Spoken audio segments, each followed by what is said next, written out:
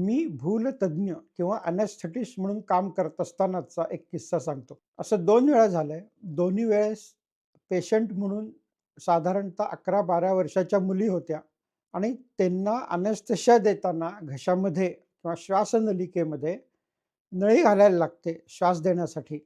ती घालत असताना त्यांची श्वासनलिका पूर्ण आकुंचन पावली, ज्याला आपण स्पाझम म्हणतो आणि आम्हाला त्याचा इतका भयंकर त्रास झाला, की त्या पेशंटचा जीव जायची वेळ आली.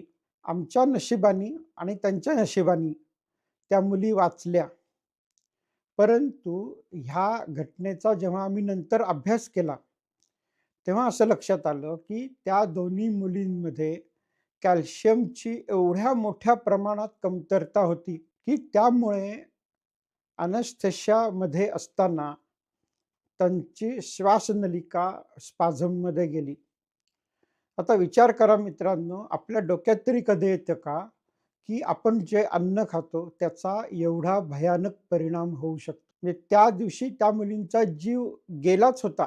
म्हणून सांगतो, की आपल्या आहारात सगळे घटक असणं हे फार आवश्यक आहे. म्हणून रोज व्यवस्थित फळं खा, भाज्या खा, चांगलं अन्न खा.